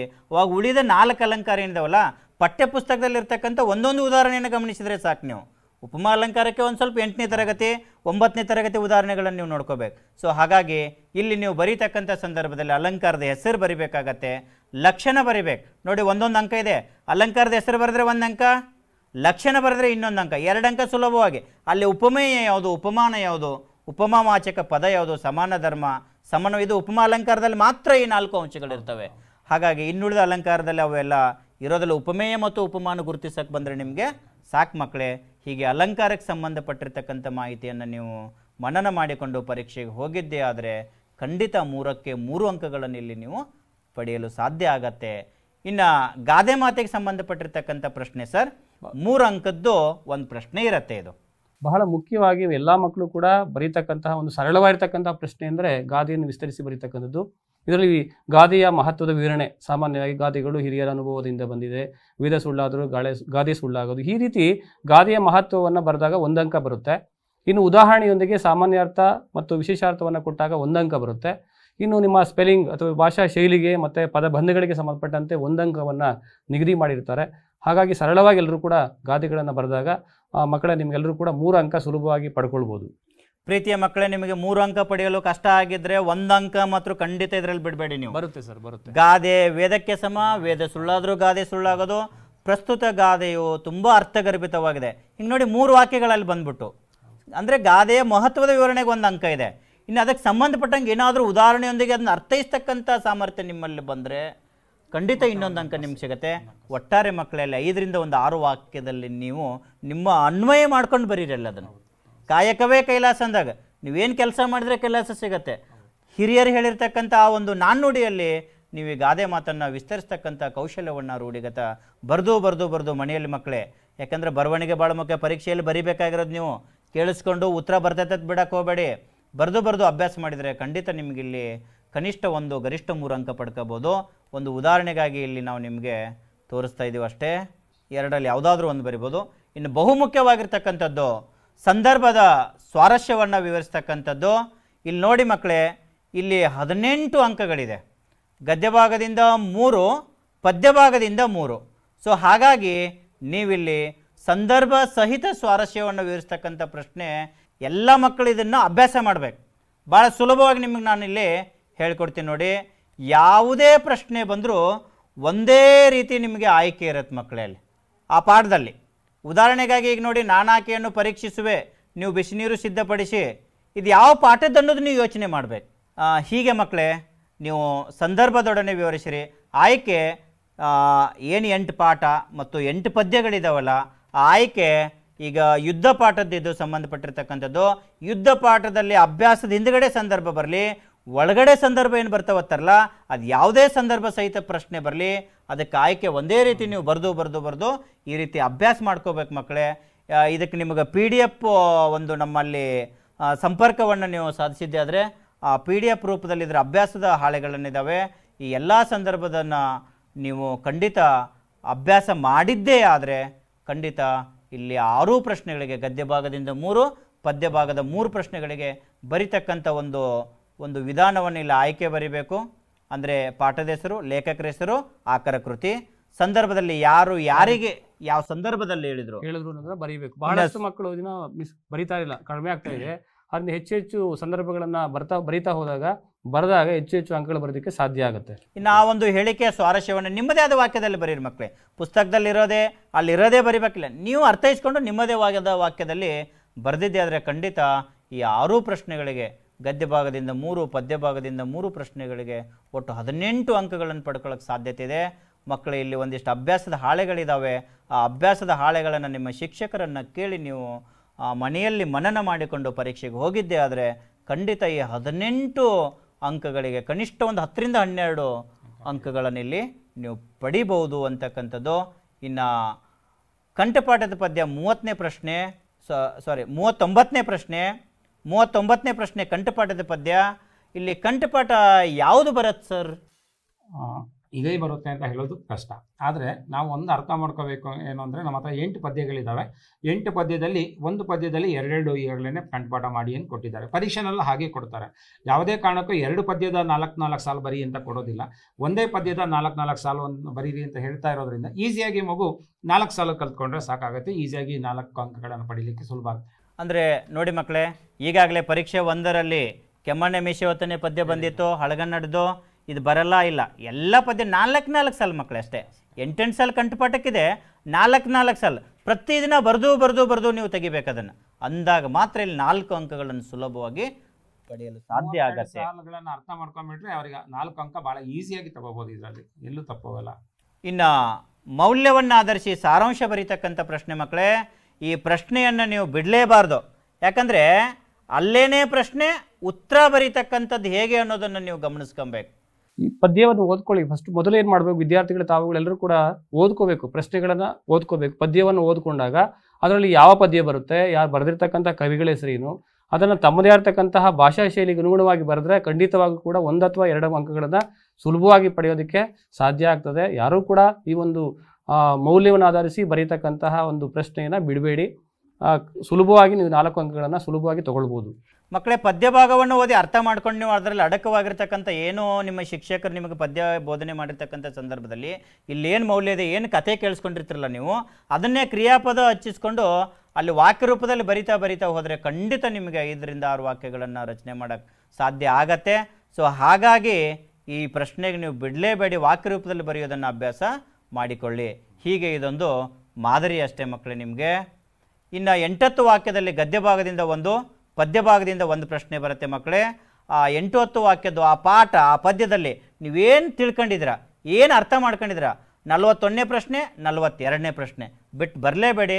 ನೀವೇನು ಕೇಳಿಸ್ಕೊಂಡಿದ್ದನ್ನು ಅದನ್ನು ವಾಕ್ಯ ರೂಪದಲ್ಲಿ ಬರೆದು ಆ ಪಾಠಕ್ಕೆ ಸಂಬಂಧಪಟ್ಟಂಗೆ, ಆ ಪ್ರಶ್ನೆಗೆ ಸಂಬಂಧಪಟ್ಟಂಗೆ ಬರೆಯುವ ಒಂದು ಅಲ್ಲಿ ಅವಕಾಶ ನಿಮಗಿರುತ್ತೆ, ಅದನ್ನು ಬರೀರಿ ಅಂತಕ್ಕಂಥದ್ದು. ಇನ್ನು ಇಲ್ಲಿ ಉದಾಹರಣೆಗಾಗಿ ಇಲ್ಲಿ ಒಂದು 41ನೇ ಪ್ರಶ್ನೆ ಗದ್ಯ ಭಾಗದಿಂದ ಬರುತ್ತೆ, 42ನೇ ಪ್ರಶ್ನೆ ಪದ್ಯ ಭಾಗದಿಂದ ಬರುತ್ತೆ. ಈ ಪ್ರಶ್ನೆಯನ್ನು ನೀವು ಅರ್ಥೈಸಿಕೊಂಡು ನಿಮ್ಮದೇ ಆದ ಸ್ವಂತ ವಾಕ್ಯದಲ್ಲಿ ನೀವು ಬರಿಬೇಕಾಗತ್ತೆ. ಇನ್ನು ಮಕ್ಕಳೇ, ಕೊಟ್ಟಿರುವ ಗದ್ಯ ಭಾಗವನ್ನು ಮನಸ್ಸಿನಲ್ಲಿ ಓದಿಕೊಂಡು ಕೇಳಿರ್ತಕ್ಕಂಥ 2 ಅಂಕದ 2 ಪ್ರಶ್ನೆಗಳಿಗೆ ಉತ್ತರವನ್ನು ನೀವು ಇಲ್ಲಿ ಬರಿಬೇಕಾಗತ್ತೆ. ಇದನ್ನು ಮನಸ್ಸಲ್ಲಿ ಅವ್ರ ಗದ್ಯ ಭಾಗ ಓದ್ಕೋಬೇಕಾಗತ್ತೆ ಸರ್. ಕೇಳಿರ್ತಕ್ಕಂಥ ಪ್ರಶ್ನೆಗೆ ಉತ್ತರಿಸಿದರೆ ಅಲ್ಲೇ ಪ್ರಶ್ನೆ ಕೆಳಗಡೆ ಇರ್ತವೆ, ಅಲ್ಲೇ ಆ ಪ್ರಶ್ನೆಗೆ ಉತ್ತರ ಇರುತ್ತೆ. ಆ ಪ್ರಶ್ನೆಗೆ ತಕ್ಕಂತೆ ನೀವು ಮಕ್ಕಳು ಉತ್ತರ ಬರೆದ್ರೆ ಖಂಡಿತ ಈ ಪ್ರಶ್ನೆಗೆ 4 ಅಂಕ ಪಡಿಬೋದಲ್ವ ಸರ್? ಖಂಡಿತ. ಮಕ್ಕಳೇ, ಅಪಠಿತ ಗದ್ಯ ಇದು. ಓದಿ ಅರ್ಥೈಸಿಕೊಂಡು ಈ ಪ್ರಶ್ನೆಗೆ ಉತ್ತರಿಸ್ತಕ್ಕಂಥ ಈಗಾಗಲೇ ನೀವೆಲ್ಲ ಬರೆದಿದ್ರೆ ಇನ್ನಷ್ಟು ಹೆಚ್ಚು ಇದನ್ನು ಪ್ರಯತ್ನ ಪಡಿ. ಹೀಗೆ 2 ಅಂಕದ ಪ್ರಶ್ನೆಗೆ 3ರಿಂದ 4 ವಾಕ್ಯಗಳಾಗಿರಲಿ. ಇನ್ನು ಪತ್ರ ಮಕ್ಕಳೇ, ಕೊಟ್ಟಿರ್ತಕ್ಕಂಥ 2 ಪತ್ರ ಇರುತ್ತೆ. ಅಲ್ಲಿ ನಿಮಗೆ ವ್ಯಾವಹಾರಿಕ ಪತ್ರವನ್ನು ನೀವು ಹೆಚ್ಚು ಅಭ್ಯಾಸ ಮಾಡಿಕೊಳ್ಳಿ. ಹಾಗಾಗಿ ಅದನ್ನು ಬರೀತಕ್ಕಂಥ ವಿಧಾನ, ಇಲ್ಲಿ ಅಂಕ ವಿಂಗಡಣೆ ಹೇಗೆ ಆಗತ್ತೆ ಅಂತಕ್ಕಂಥದ್ದು ಕೂಡ ನೀವು ಗಮನಿಸ್ಕೋಬೇಕು. ಒಂದು ಮಾದರಿಯನ್ನು ಇಲ್ಲಿ ಆ ಪ್ರಶ್ನೆಗೆ ತಕ್ಕಂತೆ ನೋಡಿ, ಇಲ್ಲಿ ಪಠ್ಯಪುಸ್ತಕದಲ್ಲಿರ್ತಕ್ಕಂಥ ಮಾದರಿನೇ. ಈ ಮಾದರಿಯನ್ನು ಅನುಸರಿಸಿದ್ರೆ ಈಗಾಗಲೇ ನಿಮ್ಮ ಶಿಕ್ಷಕರು ಬೇರೆ ರೀತಿಯಲ್ಲಿ ಹೇಳಿದರೆ ಅದನ್ನೇ ಅಭ್ಯಾಸ ಮಾಡಿ. ವ್ಯಾವಹಾರಿಕ ಪತ್ರವನ್ನು 3 ರೀತಿಯಲ್ಲಿ ಬರಿಬೋದು ಮಕ್ಕಳೇ. ಇದೊಂದು ಪಠ್ಯಪುಸ್ತಕದಲ್ಲಿರ್ತಕ್ಕಂಥ ಮಾದರಿ. ಈ ಮಾದರಿಯನ್ನು ಅನುಸರಿಸಿದ್ದೇ ಆದರೆ ನೀವು ಖಂಡಿತ ಇಲ್ಲಿ ಕನಿಷ್ಠ 3 ಗರಿಷ್ಠ 5 ಅಂಕಗಳನ್ನು ಪಡ್ಕೊಳ್ಳೋಕೆ ಸಾಧ್ಯತೆ ಇರುತ್ತೆ ಮಕ್ಕಳೇ. ಹೊರ ವಿಳಾಸ ಅಲ್ಲೇ ಇವರಿಂದ ಇವರಿಗಿದ್ರೆ ಅದನ್ನು ನೀವು ಹೊರ ವಿಳಾಸ ಹಾಕಿದರೆ ಒಳ್ಳೆಯದು. ಇನ್ನು ಯಾವುದಾದ್ರೂ ಒಂದು ಪತ್ರ ನೀವು ಅಧ್ಯಯನ ಮಾಡಿ ಮಕ್ಕಳೇ. ಇನ್ನು ಪ್ರಬಂಧ 2 ಕೊಟ್ಟಿರ್ತಾರೆ. ಇದರಲ್ಲಿ ನಿಮಗೆ ಯಾವುದು ಹೆಚ್ಚು ಬರೆಯಲು ಸಾಧ್ಯತೆ ಇರುತ್ತೆ ಅದನ್ನು ಹೇಗೆ ಬರಿಬೇಕಂದ್ರೆ ಬಿಟ್ಟು ಬರಬೇಡಿ ಮಕ್ಕಳು. ಈ ಪ್ರಶ್ನೆಗೆ ಪ್ರಸ್ತಾವನೆ, ವಿಷಯದ ಬೆಳವಣಿಗೆ, ಉಪಸಂಹಾರ, ನಿಮ್ಗೆ ಏನು ಅನಿಸುತ್ತೋ ಅಲ್ಲಿ ಪ್ರಸ್ತಾವನೆಗೆ ಸಂಬಂಧಪಟ್ಟಂಗೆ ಒಂದಿಷ್ಟು ವಿಷಯದ ಬೆಳವಣಿಗೆಗೆ ಪ್ರಶ್ನೆ ಮೇಲೆ ಉಪಪ್ರಶ್ನೆ ಆಗ್ತಾ ಆಗ್ತಾ ಅದನ್ನೇ ಉತ್ತರ ಬರಿತಾ ಹೋಗಿ. ಸೊ ಹೀಗೆ ಒಂದಂಕ ಕನಿಷ್ಠ ಮಕ್ಕಳಲ್ಲಿ ಈ 45ನೇ ಪ್ರಶ್ನೆ ಇದು, 45ನೇ ಪ್ರಶ್ನೆಗೆ ಕಷ್ಟ ಅಂತೇಳಿ ಬಿಟ್ಟು ಬರೋಕ್ಕೆ ಹೋಗಬೇಡಿ. ನೀವು ಪ್ರಸ್ತಾವನೆ, ವಿಷಯದ ಬೆಳವಣಿಗೆ, ಉಪಸಂಹಾರ ಹಾಕಿ ಒಂದಿಷ್ಟು ನಿಮಗೆ ತೋಚಿದ್ದನ್ನು ಬರೀರಿ. ಖಂಡಿತ ಕನಿಷ್ಠ ಒಂದು ಅಂಕವನ್ನಾದರೂ ಇಲ್ಲಿ ಪಡ್ಕೋಬೋದು. ಪ್ರೀತಿಯ ಮಕ್ಕಳೇ, ಇಲ್ಲಿ ತನಕ ನಾವು ನಿಮಗೆ ಪ್ರಥಮ ಭಾಷೆ ಸಿರಿಗನ್ನಡದಲ್ಲಿ ಅಗತ್ಯವಾಗಿರ್ತಕ್ಕಂಥ 35 ಅಂಕಗಳನ್ನು ನಾವು 45ಕ್ಕೂ ಹೆಚ್ಚು ಅಂಕ ಬರುವ ಹಾಗೆ ಮಾತನಾಡಿದ್ದೀವಿ. ಇದರಲ್ಲಿ ಇನ್ನೂ ಒಂದು 50 ಅಂಕ ಎಲ್ಲೋ ನಿಮಗೆ ಮರ್ತೋದ್ರೂ ಕೂಡ 35ಕ್ಕೂ ಹೆಚ್ಚು ಅಂಕಗಳು ಖಂಡಿತ ಬಂದೇ ಬರುತ್ತೆ. ಇದನ್ನು ನೀವು ಅಧ್ಯಯನ ಮಾಡಿದ್ದೇ ಆದರೆ ನೀವು ಪರೀಕ್ಷೆಯಲ್ಲಿ ಖಂಡಿತ ಉತ್ತೀರ್ಣ ಆಗ್ತೀರಿ. ಇಲ್ಲಿ ತನಕ ಆಲಿಸಿದ್ದಕ್ಕಾಗಿ ನಿಮ್ಮೆಲ್ಲರಿಗೂ ಧನ್ಯವಾದಗಳು.